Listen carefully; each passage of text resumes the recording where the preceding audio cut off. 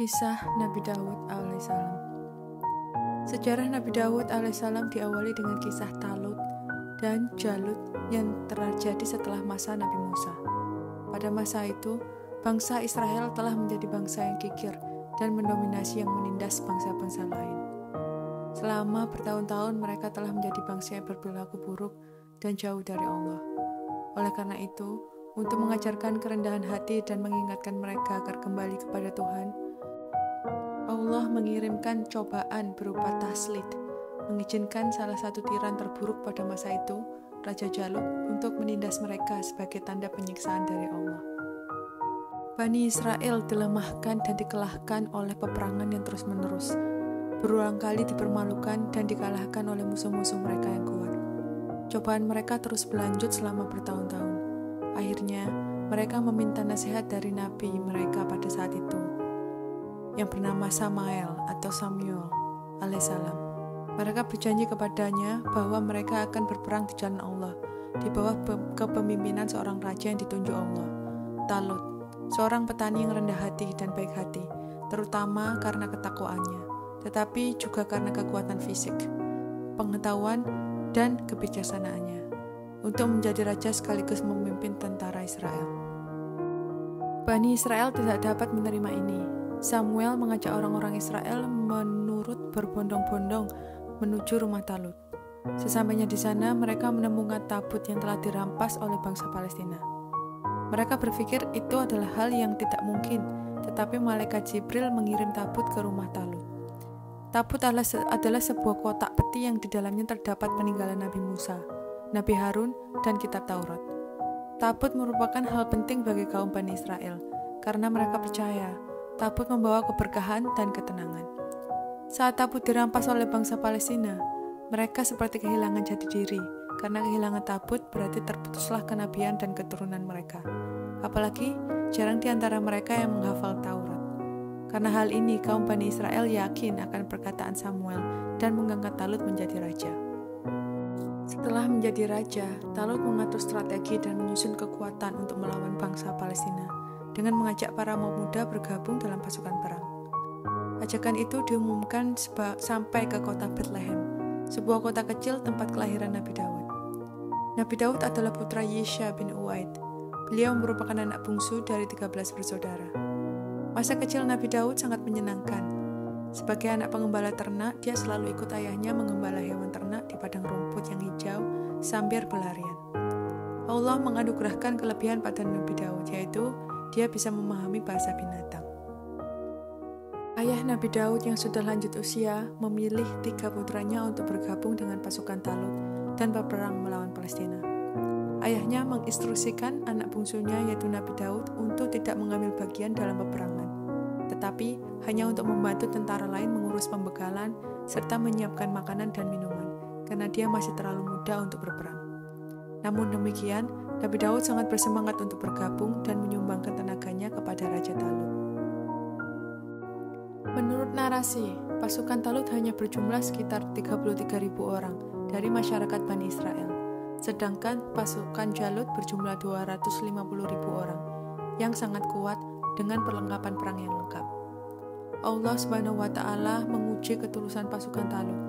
Saat dalam perjalanan mereka tiba di sebuah sungai. Allah mengilhami Talut agar memerintahkan anak buahnya untuk tidak meminum lebih dari segenggam air dari sungai tersebut. Meskipun mereka sangat kehausan, banyak dari mereka melanggar perintah Talut dan minum sampai kenyang. Hanya sedikit pasukan Talut yang tersisa, namun mereka tidak gentar untuk segera berangkat ke medan perang. Ketika kedua pasukan saling berhadapan, Jalut menantang setiap prajurit dari pasukan Talut untuk bertarung satu lawan satu. Seperti kebiasaan pertempuran pada masa itu, Jalut ingin memamerkan kekuatannya.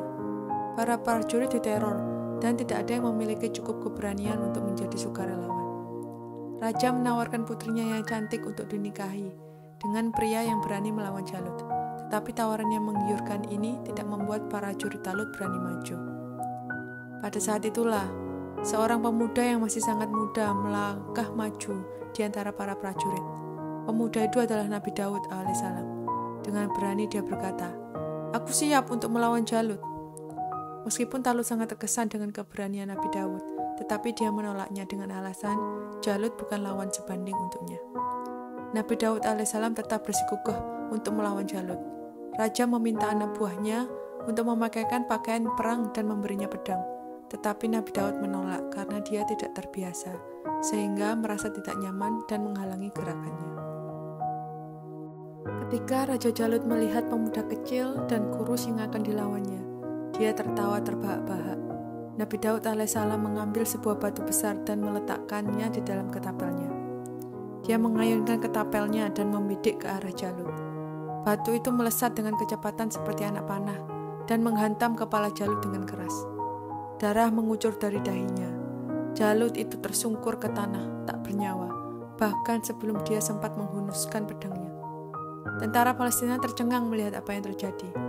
Setelah mereka menyadari bahwa pemimpin mereka telah terbunuh, mereka langsung lari tunggang langgang untuk menyelamatkan diri. Raja Talut dan para prajuritnya juga tidak percaya dengan apa yang terjadi.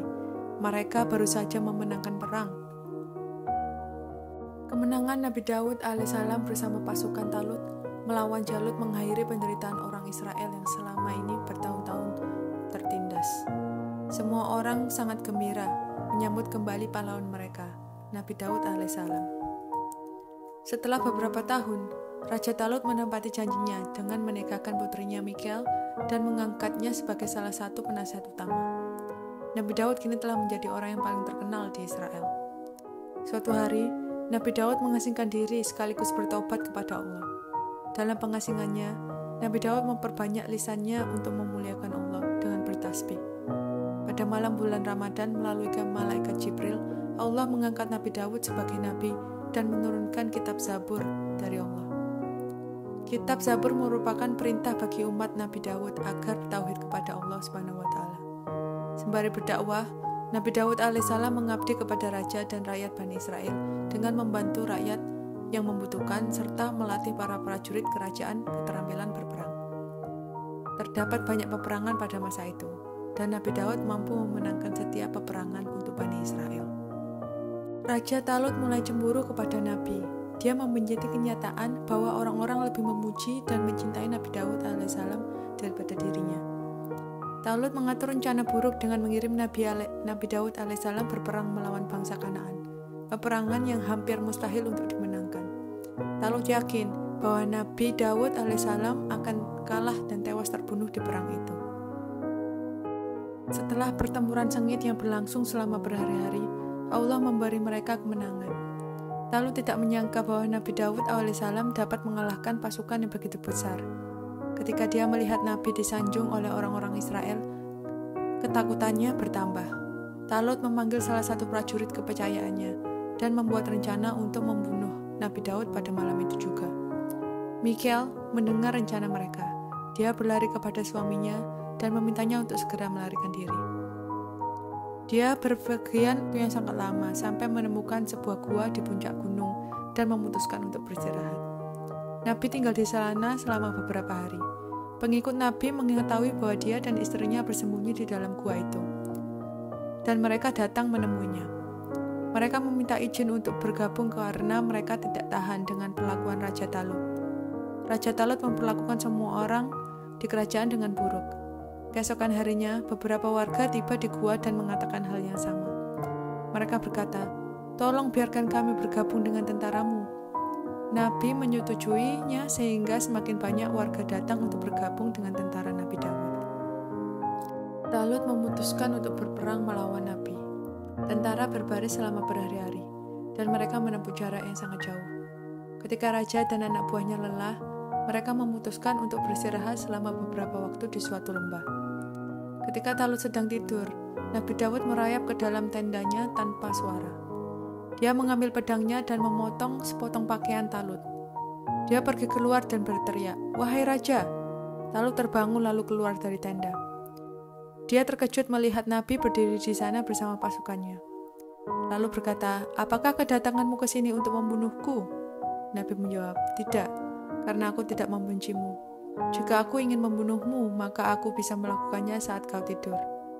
Sembari menunjukkan potongan baju milik Talut. Raja Talut menyadari kesalahannya dan meminta maaf. Nabi Daud alaihissalam memaafkan raja dan Nabi diizinkan untuk kembali ke kerajaan.